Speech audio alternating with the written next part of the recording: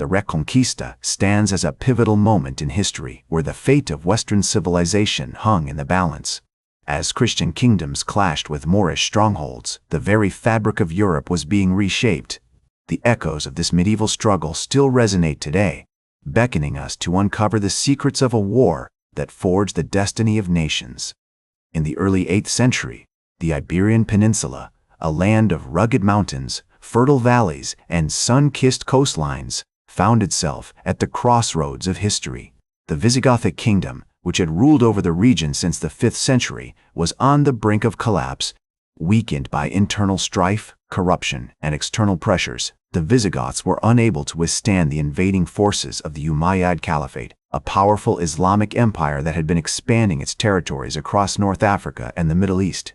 In 711 CE, a vast army of Moorish warriors, led by the fearless general Tariq ibn Ziyad, crossed the Strait of Gibraltar and landed on the shores of the Iberian Peninsula.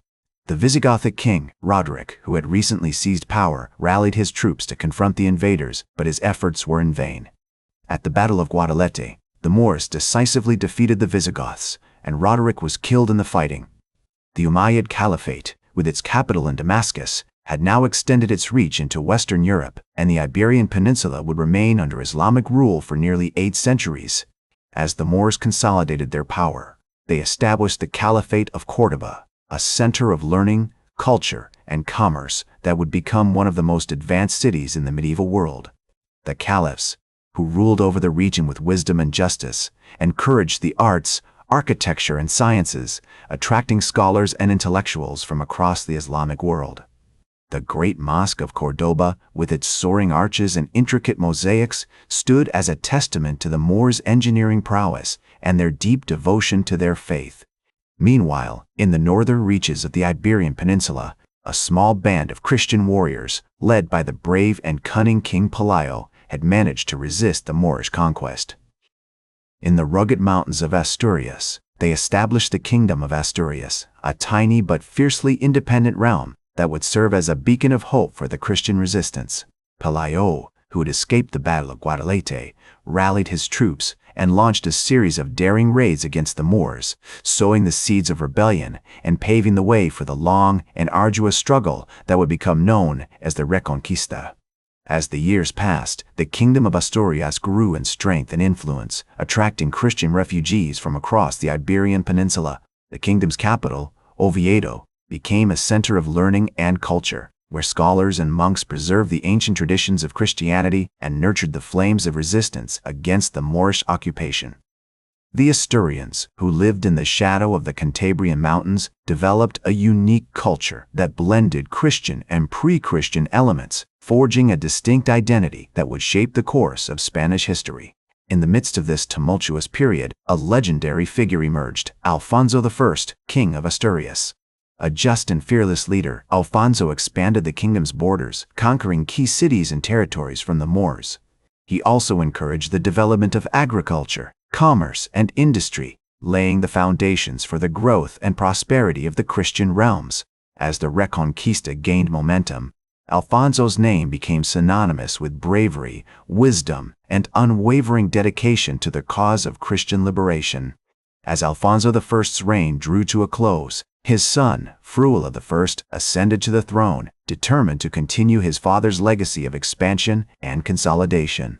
The young king faced numerous challenges, including the constant threat of Moorish raids and the need to secure the kingdom's borders. To address these concerns, Fruela I launched a series of military campaigns against the Moors, capturing key strongholds and territories, including the city of Lugo, which became a crucial outpost for the Christian realms. One of the most significant events during Fruela's reign was the Battle of Pontuvio, fought in 774 CE. The Moors, led by the governor of Cordoba, Abd al-Rahman I, had launched a massive invasion of Asturias, seeking to crush the Christian resistance once and for all. Fruela I, however, was well prepared, having gathered a large army of warriors from across the kingdom. The two forces clashed near the town of Pontuvio, resulting in a decisive victory for the Christians. The Moors suffered heavy losses, and their governor was forced to retreat back to Cordoba. The Battle of Pontuvio marked a significant turning point in the Reconquista, as it demonstrated the growing military strength and cohesion of the Christian kingdoms. Frula I's victory also earned him recognition and admiration from other Christian leaders, including the Frankish king Charlemagne, who would later play a crucial role in the struggle against the Moors. Meanwhile, in the Kingdom of Leon, which had emerged as a separate entity from Asturias, a new dynasty was rising to power. The founder of this dynasty was Ordoño I, a skilled military leader and statesman who would go on to play a pivotal role in the Reconquista. Ordoño I launched a series of successful campaigns against the Moors, capturing key cities, including Tordesillas and Simancas. His military victories helped to secure the kingdom's borders and pave the way for further expansion. As the Christian kingdoms continued to grow in strength and influence, they began to attract attention from other European powers. The Frankish Empire, under Charlemagne's leadership, had been expanding its territories, and the king saw an opportunity to ally himself with the Christian realms of the Iberian Peninsula. In 795 CE, Charlemagne launched a campaign against the Moors, capturing the city of Girona and pushing deep into Moorish territory. Although his campaign ultimately ended in failure, it marked the beginning of a long and complex relationship between the Frankish Empire and the Christian kingdoms of Spain. As Charlemagne's campaign against the Moors came to an end, the Christian kingdoms of the Iberian Peninsula continued to consolidate their power and expand their territories. In the Kingdom of Leon, Ordoño I's successor, Alfonso II, ascended to the throne in 791 CE and embarked on a series of military campaigns against the Moors. One of his most notable victories was the capture of the city of Lisbon in 798 CE, which gave the Christians control over a strategic port and access to the Atlantic Ocean.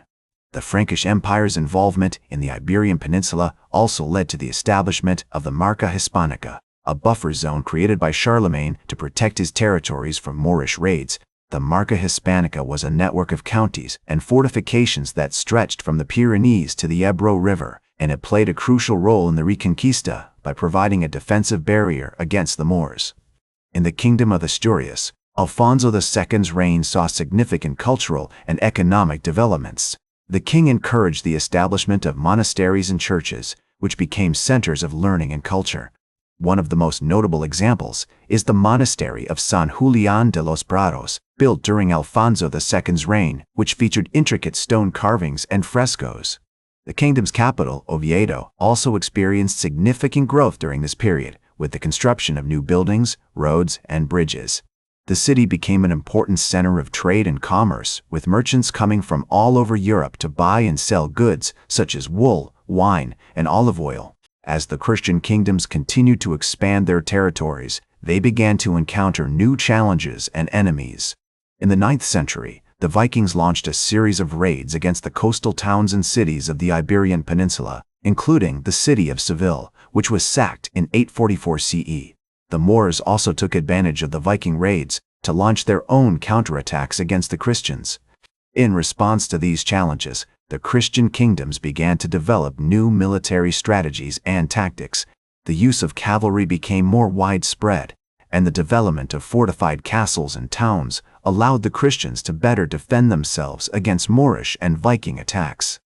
One of the most notable examples of these developments is the Castle of Castrojeriz, built in the 9th century by the Kingdom of Leon. The castle featured a complex system of walls, towers, and moats, and it became a key stronghold for the Christians in their campaigns against the Moors.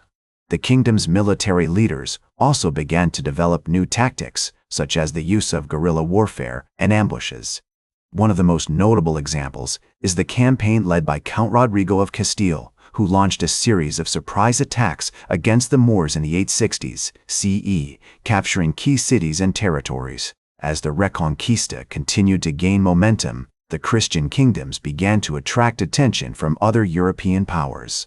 The Holy Roman Empire, under the leadership of Emperor Louis the Pious, began to take an interest in the Iberian Peninsula, and in 829 CE, the emperor launched a campaign against the Moors, capturing the city of Barcelona. The involvement of the Holy Roman Empire marked a significant turning point in the Reconquista, as it brought new resources and military power to the Christian kingdoms.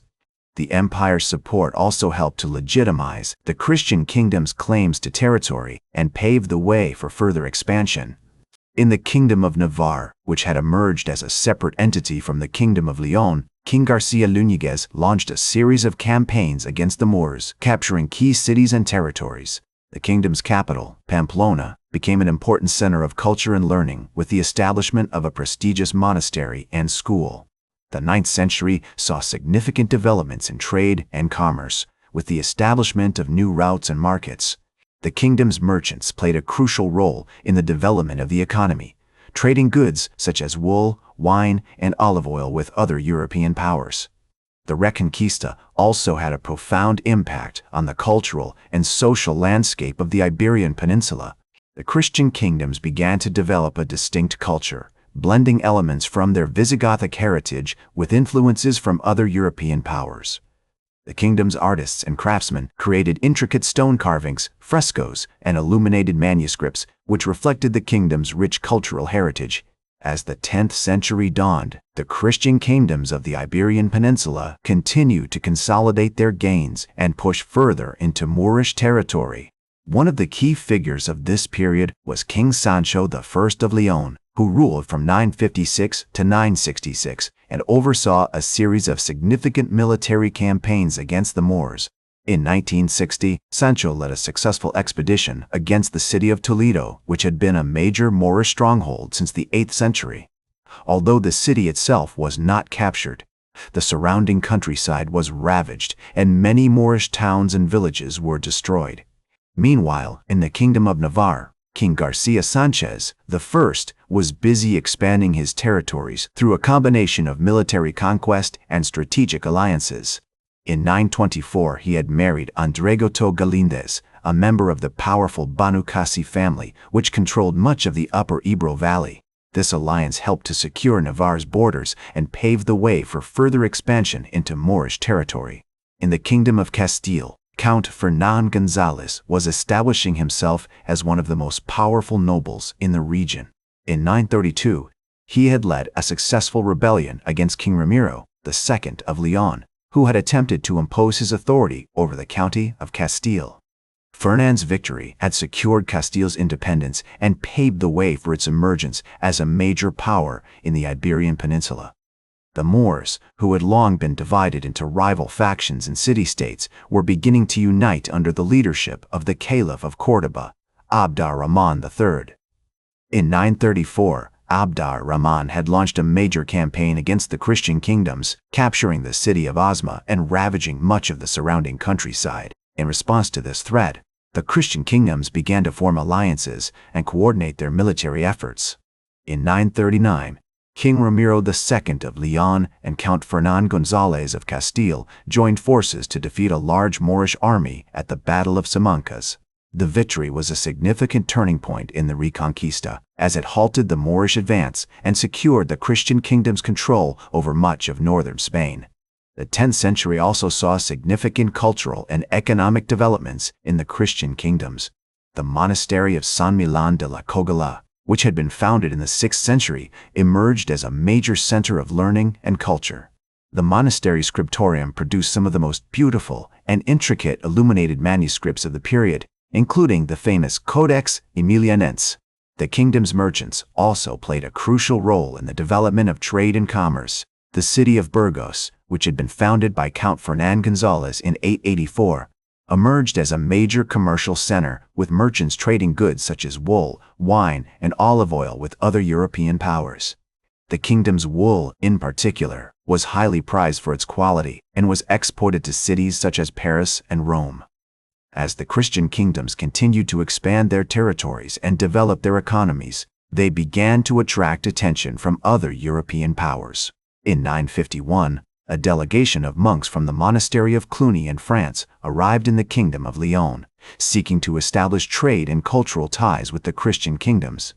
The visit marked the beginning of a long and fruitful relationship between the Christian kingdoms of Spain and the monastic orders of Europe. The influence of European monasticism can be seen in the development of new monasteries and churches throughout the Christian kingdoms. The monastery of Sahagun, which had been founded in the 7th century, was rebuilt and expanded during this period, with the addition of new buildings and decorations. The monastery's church, which was dedicated to Saint Facundus and Saint Primitivus, became a major pilgrimage site, attracting visitors from all over Europe. The kingdom's nobles also began to adopt European-style feudalism, with lords granting land and titles to their vassals in exchange for military service and loyalty. The system helped to consolidate power and secure the kingdom's borders, but it also created new tensions and rivalries between the nobles themselves. As the Christian kingdoms continued to adopt European-style feudalism, the nobles began to consolidate their power and secure their borders through a complex system of vassalage and lordship. One notable example of this process was the rise of the House of Lara, a powerful noble family that would play a significant role in the Reconquista. The Laras were descended from a minor noble named Gonzalo Fernandez, who had served as a vassal to Count Fernán González of Castile. Through strategic marriages and military campaigns, the Laras expanded their territories and influence, eventually becoming one of the most powerful families in the Kingdom of Castile. In the Kingdom of Leon, King Ramiro II's victory at the Battle of Simancas had secured his position as a major power broker in the region. However, his death in 951 led to a succession crisis, with his son Ordoño III facing challenges from rival claimants and noble factions. Ordoño III ultimately emerged victorious, but his reign was marked by ongoing conflicts with the Moors and internal power struggles within the kingdom. Despite these challenges, the king managed to maintain the momentum of the Reconquista, launching successful campaigns against the Moorish cities of Talavera and Toledo. Meanwhile, in the Kingdom of Navarre, King Garcia Sanchez I was facing his own set of challenges as he navigated the complex web of alliances and rivalries between the Christian kingdoms. In 953, he formed an alliance with Count Borrell II of Barcelona, a powerful noble who controlled much of the territory in northeastern Spain. The alliance was sealed through the marriage of Garcia's daughter, Urraca, to Borrell's son Miro. As the Christian kingdoms continued to push southward, they encountered increasingly stiff resistance from the Moors. In 955, the Caliph of Córdoba, Abd ar-Rahman III, launched a major campaign against the Kingdom of Leon, seeking to retake the city of Zamora and secure control over the Douro River Valley. The Caliph's army was massive, with estimates suggesting that it numbered over 100,000 soldiers. However, the Leonese king, Ordoño III, was able to rally his forces and defeat the Moors at the Battle of Zamora, inflicting heavy casualties and securing a significant victory for the Christian kingdoms. The aftermath of the battle saw a period of relative calm in the region as both sides regrouped and reassessed their strategies. The Christian kingdoms continued to consolidate their power and expand their territories, while the Moors sought to rebuild and reorganize their forces. In 961, the Caliph of Córdoba died, and his successor, Al-Hakam II, faced significant challenges as he sought to maintain control over the fractious Moorish city-states. In the Kingdom of Castile, Count Fernán González's son, Garcia Fernandez, had succeeded his father as count and was determined to continue the family's legacy of military conquest. In 965, he launched a campaign against the Moorish city of Calatayud, which controlled a strategic stretch of the Jalón River Valley. The siege was long and brutal, but ultimately, the Castilians emerged victorious, capturing the city and incorporating it into their territories. The victory marked an important milestone in the Reconquista as the Christian kingdoms began to push deeper into Moorish territory and secure control over key cities and trade routes. The Kingdom of Leon, under the leadership of King Ordoño III's son, Sancho I, faced significant conflicts with the Moors and internal power struggles within the kingdom. However, the king was able to maintain the momentum of the Reconquista, launching successful campaigns against the Moorish cities of Salamanca and Avila. The Kingdom of Navarre, meanwhile, continued to consolidate its power and expand its territories, forming alliances with other Christian kingdoms and launching attacks against the Moors. The Caliphate of Córdoba, under the leadership of Al-Hakam II, faced significant challenges as it sought to maintain control over the fractious Moorish city-states. The Caliph's efforts to rebuild and reorganize his forces were hindered by internal power struggles and conflicts with rival factions. Despite these challenges, the Moors remained a formidable force in the region, and the Christian kingdoms would have to continue to fight hard to secure their position as the dominant power in the Iberian Peninsula. In 971, the Kingdom of Castile faced a significant challenge when a large Moorish army, led by the Caliph's general, Al-Mansur, launched a campaign against the city of Sepulveda. The siege was intense, but the Castilians were able to hold out, eventually defeating the Moors and securing a major victory for the Christian kingdoms. The battle marked an important turning point in the Reconquista, as the Christian kingdoms began to gain the upper hand against the Moors and secure control over key cities and trade routes. As the Christian kingdoms continued to push southward, they encountered increasingly complex and challenging terrain. The Sierra Morena Mountains, which stretched across southern Spain, presented a significant barrier to the Christian armies, with steep cliffs, narrow passes, and limited access to food and water. However, the Christians were determined to overcome these challenges and secure their position as the dominant power in the Iberian Peninsula.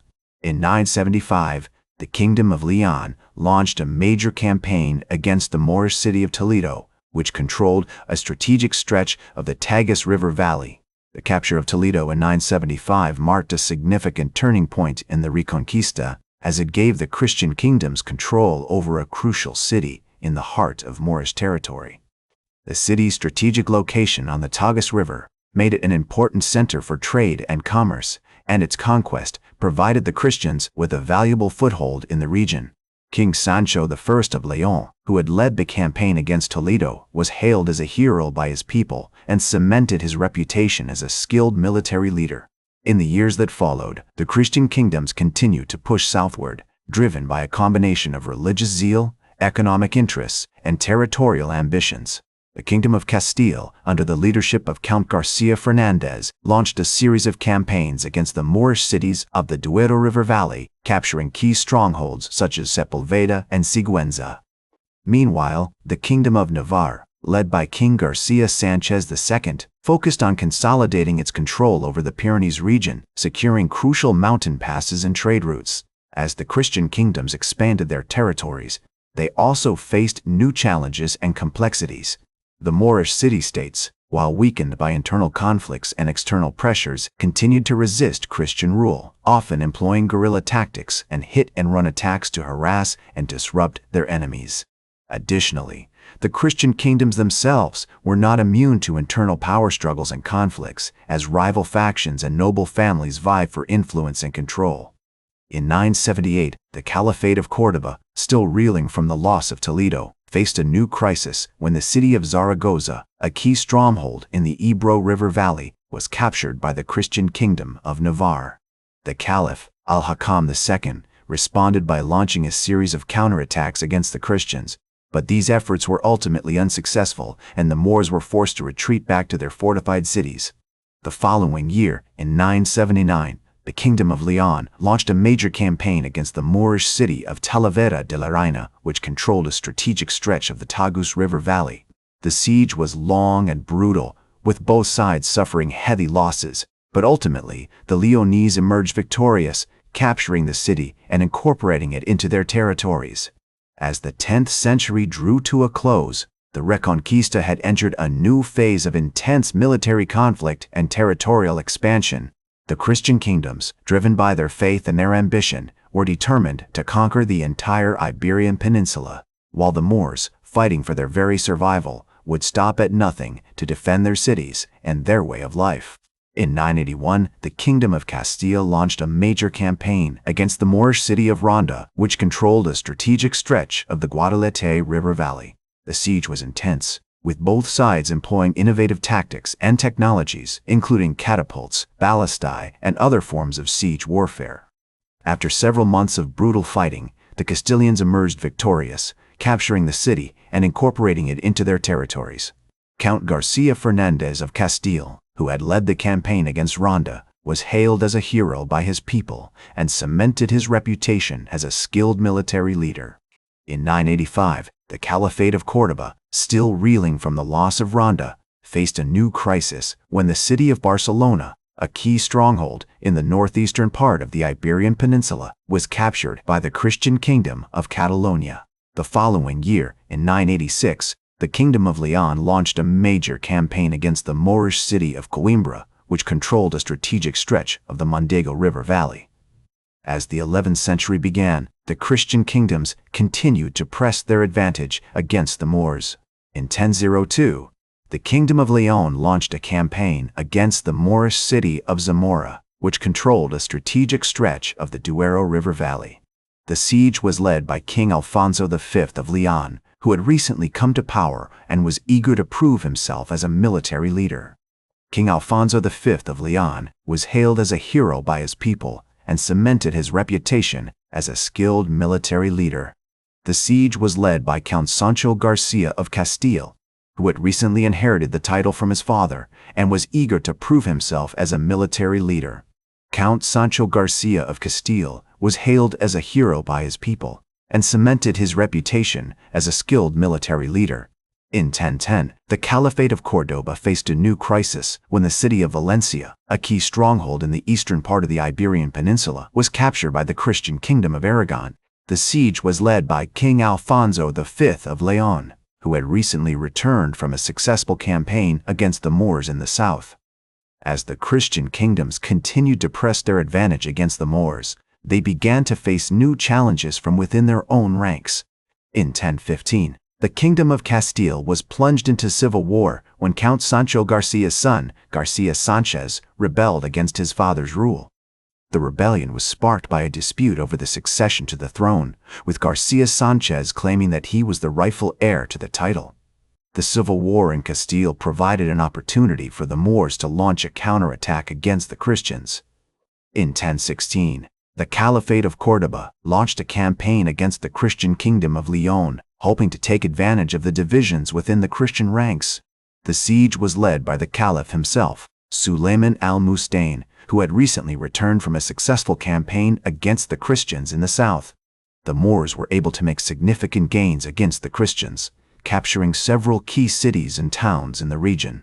However, their advances were ultimately halted by the Kingdom of Aragon, which launched a counterattack against the Moors in 1018. The campaign against the Moors was successful, with the Aragonese emerging victorious and capturing several key cities and towns in the region. In 1022, the Kingdom of Castile was plunged into civil war when Garcia Sanchez's son, Fernando I, rebelled against his father's rule. In 1025, the Aragonese victory marked a significant turning point in the Reconquista, as it gave the Christian kingdoms control over a crucial region in the heart of Moorish territory. King Sancho III of Aragon's military campaigns had pushed the Moors back, and his kingdom was now poised to expand further into Muslim-held lands. The following year, Sancho III launched a campaign against the Taifa of Zaragoza, capturing several key cities and towns, including the strategic fortress of Sosas. Meanwhile, in the Kingdom of Leon, King Alfonso V had died in 1028, and his son, Bermudo III, had succeeded him. Bermudo III continued his father's policy of expansion, launching a campaign against the Moors in the western part of the peninsula. In 1032, he captured the city of Portugal, which would later become the capital of Portugal. In 1035, King Sancho III of Aragon died, and his kingdom was divided among his sons. His eldest son, Garcia Sanchez III, inherited the Kingdom of Navarre, while his younger son, Ramiro I, became the King of Aragon. Ramiro I would go on to play a significant role in the Reconquista, launching several successful campaigns against the Moors and expanding his kingdom's territories. In 1037, the Kingdom of Castile was united under the rule of Ferdinand I, who had defeated his brother, Garcia Sanchez, in battle. Ferdinand I would become one of the most important figures in the Reconquista, leading numerous campaigns against the Moors and capturing several key cities, including the strategic fortress of Rueda. In 1040, the Taifa of Toledo was conquered by the Kingdom of Castile, marking a significant milestone in the Reconquista. The city of Toledo, which had been an important center of Muslim learning and culture, was now in Christian hands. The following year, Ferdinand I launched a campaign against the Taifa of Valencia, capturing several key cities and towns. In 1054, the Kingdom of Aragon launched a campaign against the Taifa of Lida, capturing the city and incorporating it into the kingdom. The following year, he launched a campaign against the Taifa of Tortosa, capturing the city and several surrounding towns. In 1063, the Kingdom of Castile launched a campaign against the Taifa of Badajoz, capturing the city and incorporating it into the kingdom. Ferdinand I's military campaigns had been highly successful, and his kingdom was now one of the dominant powers in the peninsula. In 1071, the Kingdom of Aragon launched a campaign against the Taifa of Denia, capturing the city and several surrounding towns. Ramiro I's son, Sancho Ramirez, had succeeded him as king and continued his father's policy of expansion. The following year, he launched a campaign against the Taifa of Huesca, capturing the city and incorporating it into the kingdom. In 1085, the Kingdom of Castile captured the city of Toledo, which would become the capital of the kingdom. This marked a significant milestone in the Reconquista, as the city was an important center of Muslim learning and culture. Sancho Ramirez's son Peter I had succeeded him as king and continued his father's policy of expansion. In 1102, the Kingdom of Castile launched a campaign against the Almoravid Empire, which had conquered much of the Muslim-held territory in the peninsula. Alfonso VI's military campaigns were successful, and his kingdom was able to expand its territories further into Muslim-held lands. In 1118, the Kingdom of Aragon captured the city of Zaragoza, which would become an important center of Christian learning and culture. The following year, Alfonso I of Aragon launched a campaign against the Almoravid Empire, capturing several key cities and towns. In 1134, the Kingdom of Aragon captured the city of Fraga, which would become an important center of Christian trade and commerce. The following year, Ramiro II of Aragon launched a campaign against the Almohad Caliphate, capturing several key cities and towns. In 1147, the Kingdom of Castile captured the city of Almería, which was an important center of Muslim trade and commerce. The following year, Alfonso VII launched a campaign against the Almohad Caliphate, capturing several key cities and towns. The following year, Ramiro II's son, Petronilla, married the King of Castile, Alfonso VIII, uniting the two kingdoms in a dynastic alliance. In 1212, the combined forces of the kingdoms of Castile, Aragon, Navarre, and Portugal defeated the Almohad Caliphate at the Battle of Las Navas de Tolosa. This marked a significant milestone in the Reconquista, as it gave the Christian kingdoms control over much of the peninsula. In 1236, the Kingdom of Castile captured the city of Cordoba, which had been an important center of Muslim learning and culture. The following year, Ferdinand III of Castile launched a campaign against the Emirate of Granada, capturing several key cities and towns.